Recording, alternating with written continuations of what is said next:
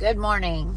I'm Dr. Patty Bart with naturallyunbridled.com, and here's my morning commute video. I'm trying to come up with a name for these videos. They're going to be about 7 minutes long because it takes me about 7 minutes to get from my house down to the bottom of the ridge before I get on the highway, and that's when I'm going to end the videos. So I've been thinking about that. But anyway, today's video is going to have something fun, and you're probably going to laugh at me, so stay tuned for that. But I'm going to be talking to you about how to get your body into a healing state. Okay, let's go. All right, so your body has something called the autonomic nervous system.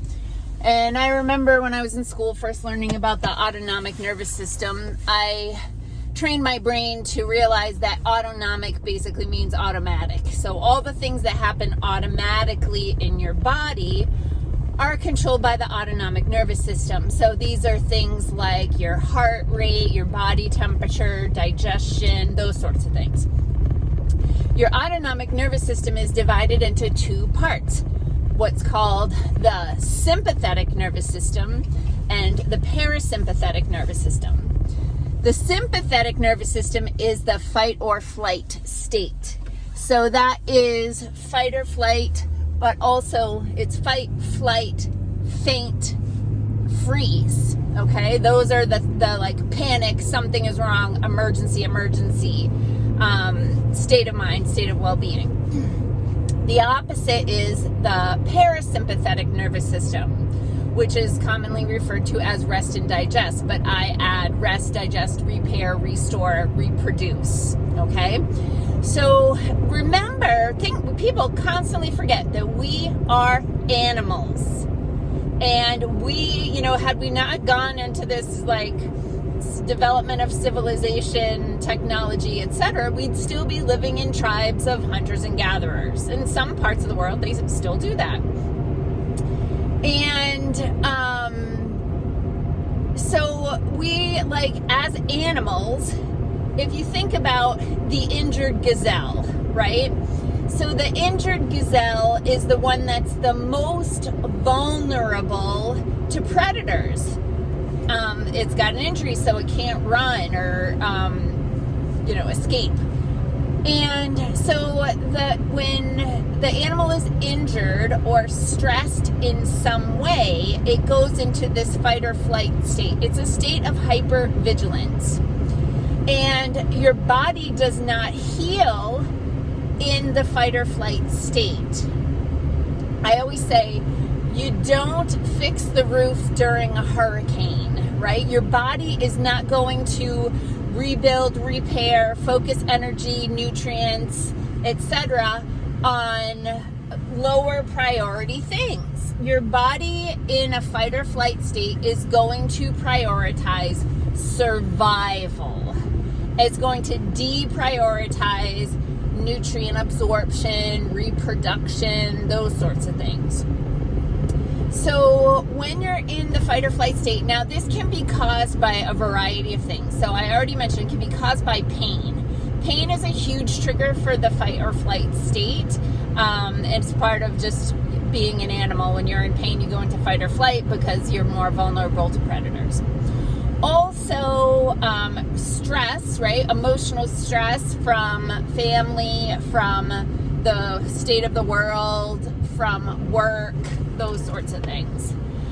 There's also chemical stress. So if you're eating a crappy diet or consuming a lot of stimulants, those types of things can jack up your nervous system as well. But like I said, you can't heal there. So one of the things, also just real quick, blood sugar imbalances can also trigger the fight or flight state. And I'm not going to get into the biochemistry of that today, but I'll do that in another video. But anyway, there's a manual override for the fight or flight state. So if you think about fight or flight, the breathing is like this, right? You're like short, I'm exaggerating, but it's short, chesty, shallow, panty breaths. Very, very much in that little panic breathing. When you're in rest and digest, or repair, restore, reproduce, all of that, breathing is like this. So, the manual override. Your vagus nerve is one of the largest nerves in your body. It starts at your brain stem and it goes through your whole trunk. It actually travels very close to the vocal cords.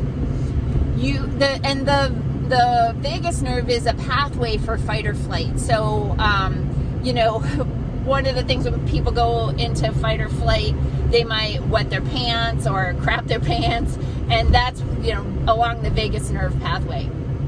So you can do a manual override to get out of the fight or flight state and into the rest, digest, repair, restore, reproduce state by doing controlled metered breathing.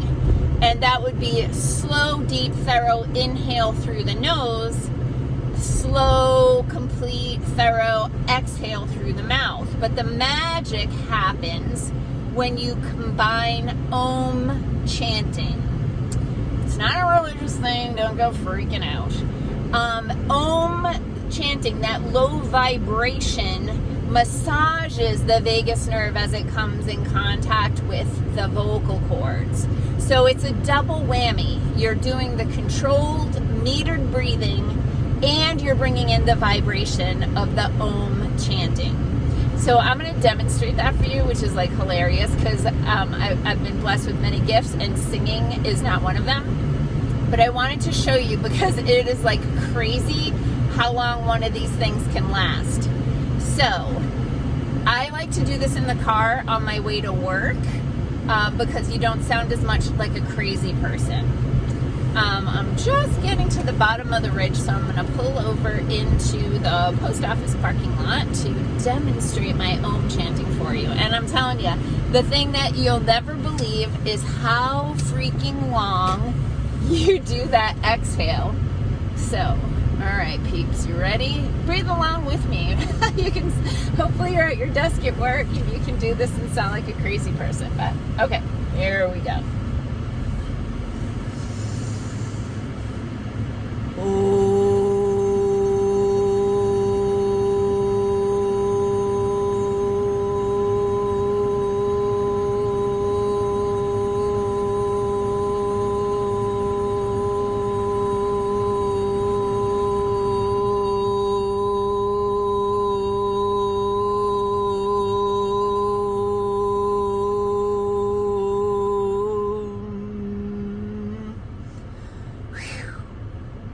I'll tell you what, do that 3 times and you're not going to want to stop because the state of Zen that it creates for free is incomparable.